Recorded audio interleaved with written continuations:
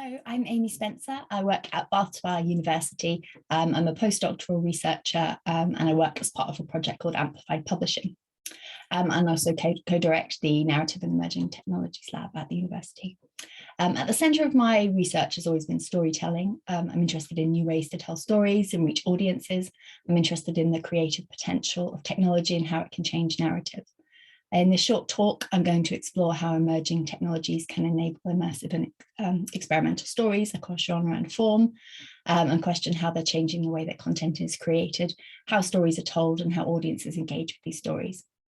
I'm going to examine its impact on the evolution of storytelling through looking at personalisation and interaction through a couple of case studies. I'm going to consider how these can be used as tools through which an audience is able to see themselves reflected in immersive and experimental creative works.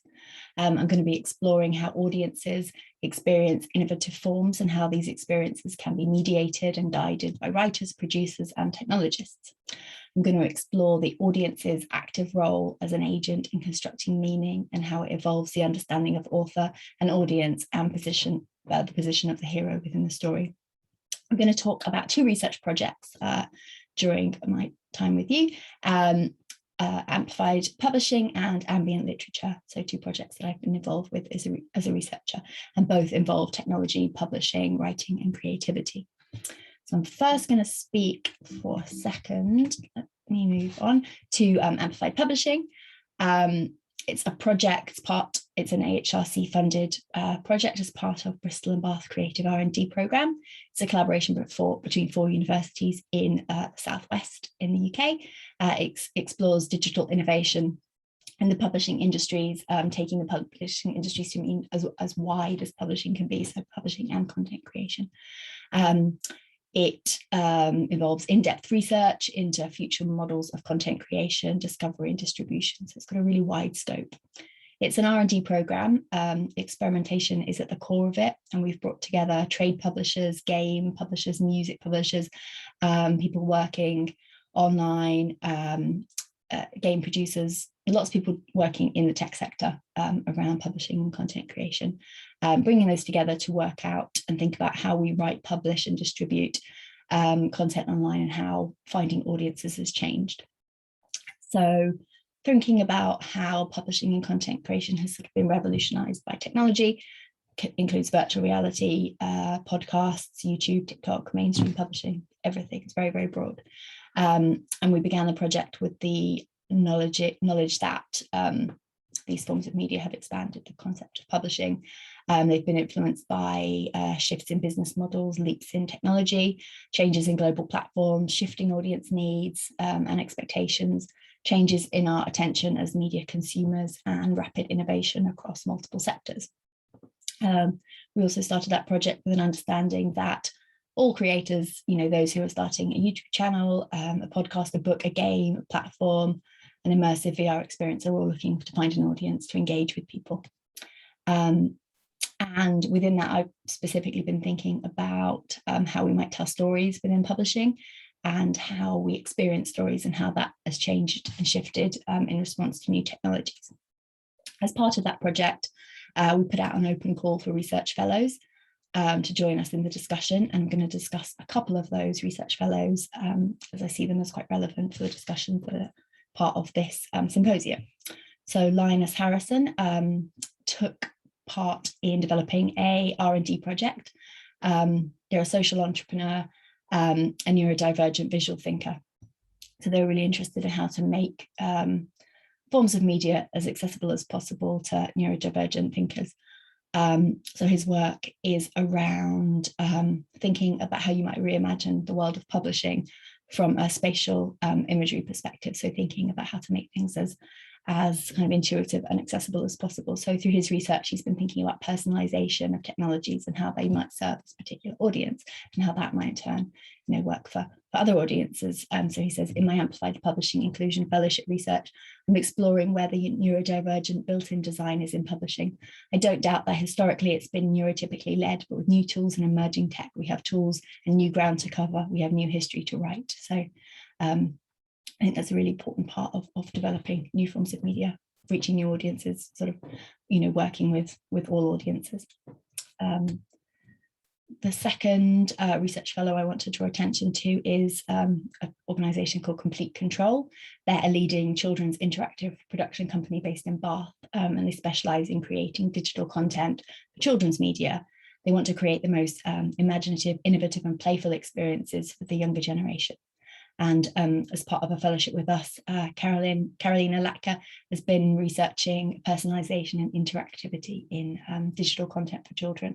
And I wanted to bring your attention to that because I think that's a really crucial area where interaction, personalisation, sort of tailoring content, tailoring stories for particular audiences works really well for young people and children. So Carolina says there's something about interactivity in publishing that feels really exciting. I like the idea that there is a relationship between the content creator and the audience, and that these change through that process. The audience becomes the content creators and vice versa. I think interactivity can ignite a sense of play, which helps creativity to thrive. So I think that's really crucial, tailoring content, tailoring stories to the audience, and encouraging a kind of rich sense of interaction where people can see themselves as part of the media they're consuming. And this brings me to thinking about large-scale changes in publishing. So thinking about new trends, new tools, ways that bring the reader and audience together in a publication, a game, a story, a website. And thinking about specific creative works that we can use as case studies when thinking about the role of the reader in digital works. Brings me to a project that I was involved with before this one as a researcher. Oh, I was going to show you this, sorry. This is a blog post that Carolina has written as part of a fellowship that I think is worth checking out. It's on the Bristol and Bath Creative R&D website. So Ambient Literature, a 2-year AHRC funded project, was a collaboration between 3 universities in the UK. And we worked on defining what ambient literature might be. So we've got this definition: situated literary experiences delivered by pervasive computing platforms responding to the presence of a reader to deliver story. So the idea that a reader needs to be in a particular context, engaging with particular technology in order to develop story. So as part of the project, it'll become clearer as I show you examples. We commissioned 3 digital works. Each one took the form of a smartphone app. Each story was rooted in place, and each needed the reader to be in a physical location and in a particular context to engage with the story. So these works use data creatively. The first of these works that I want to show you is It Must Have Been Dark by Then. It was developed by the composer Duncan Speakman. The work is a book and audio experience, and it uses music, narration and field recordings to reveal stories of changing environments. And the environments that he focused on were the swamplands of Louisiana, empty Latvian villages and the edges of the Tunisian Sahara. So places in the world that are affected by climate change and sort of disappearing places basically.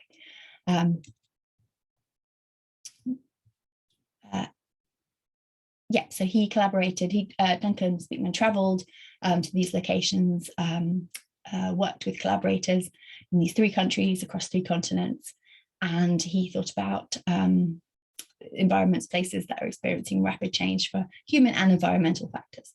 The experience, this particular experience, It Must Have Been Dark by Then, asks readers to seek out different locations in their own environment, and once they're there, it offers sound and stories from these remote but related situations.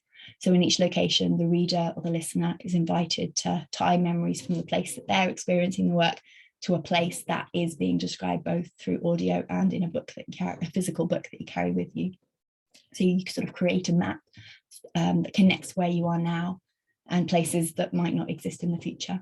There's no prescribed location that you need to experience this work. You can experience it anywhere in the world. There's no preset route. Software in the smartphone app builds a unique map for you as a reader. It's up to you to choose your own path.